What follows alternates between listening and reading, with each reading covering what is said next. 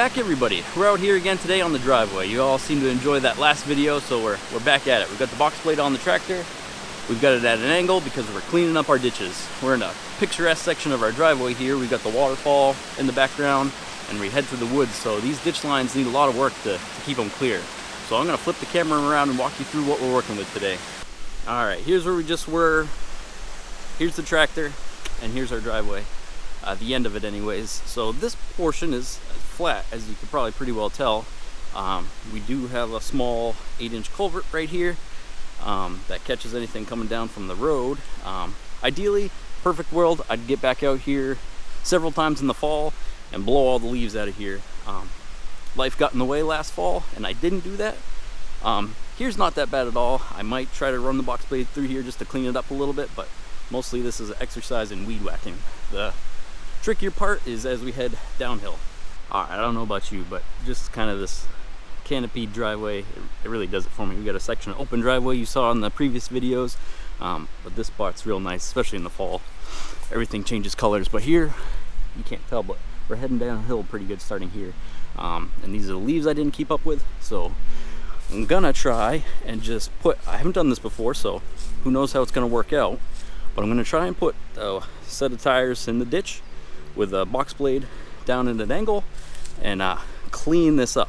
I'm just really just pulling leaves and a little bit of guff out of there, just so that the water flows and we don't want to lose this driveway. Alright, in this spot you might be able to tell there's quite a bit of silt built up, and really just want to scrape this out of here and clean things up. We do have some large stone wall on top of here. We do have some large boulders built in that we might struggle with.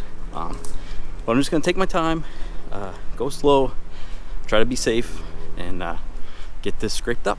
Alright, we've got the box blade adjusted already. I didn't need to walk you guys through that. Basically, I just dropped the 3-point arm down as low as I could on the right side of the tractor. That's how you get it the lowest, and then you're good to go. For those of you watching for the first time, this is a Kubota L2501. It's the best-selling compact tractor here in America. The downsides of it, tiny toolbox, and it's only 25 horsepower. I'd like to use gravity and run this down the ditch, downhill, but since this is on the right side, I'm gonna pull material up the hill. Shouldn't be a problem. I don't expect to get a whole bunch of material in the box, but we'll see how that goes. So this is a 60-inch box blade, and best I can tell, I've got about 6-inch difference from the low point to the high point. So that's about a 10% grade if you're on flat ground. What I'm gonna try and do is drop a set of tires down in the ditch, so I'm hopeful that I can get a little steeper pitch than that 10% and just make a real concise ditch here. So see how that goes. Quick little pro tip for you guys: if you got one of these tiny toolbox tractors, this loader arm is a good spot for a tape measure. If you've got a loader, probably works on other tractors too. Alright, safety is the name of the game here. As I said, I'm going to be dropping a couple tires down into the ditch. I do have 2-inch spacers on these wheels, so the rear tires they're filled and they're a little wider than normal, but still put my seatbelt on, put it in 4-wheel drive, and go nice and slow.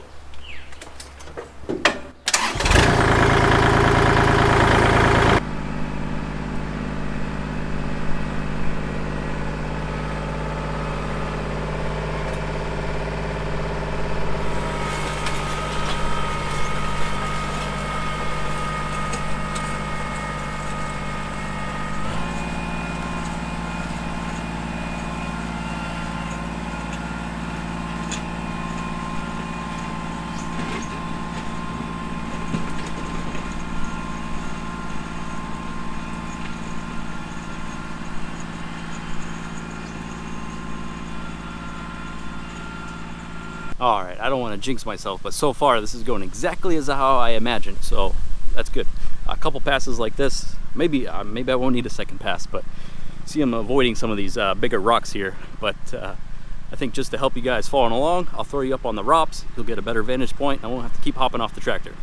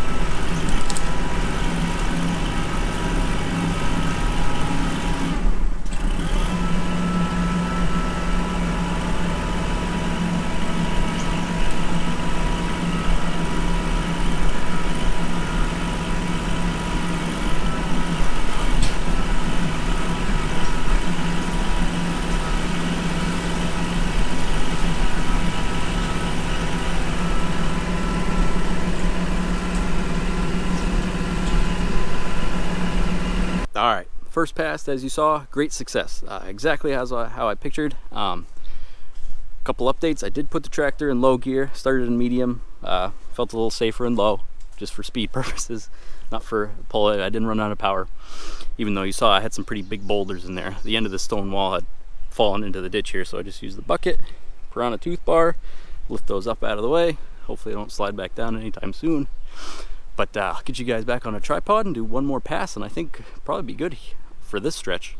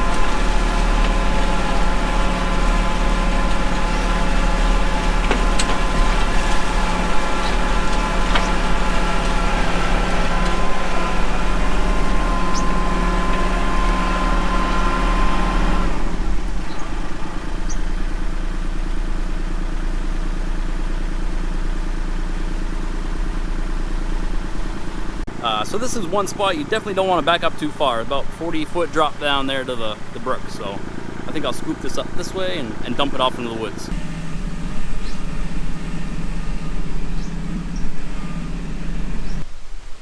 All right, besides a little shoddy bucket work here, I'll clean up with a shovel and a rake. This ditch turned out fantastic. Very pleased how quick that went. Can't say enough.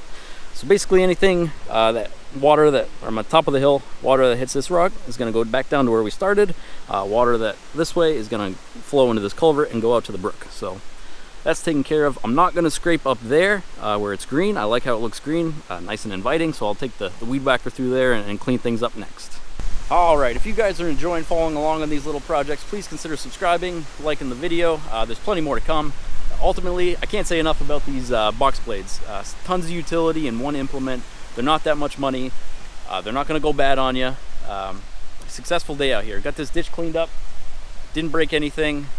Now I'm off to the next chore. I'm gonna go grab the weed whacker and do some manual labor getting this tidied up for the spring here, and we'll catch you guys on the next one. Take care.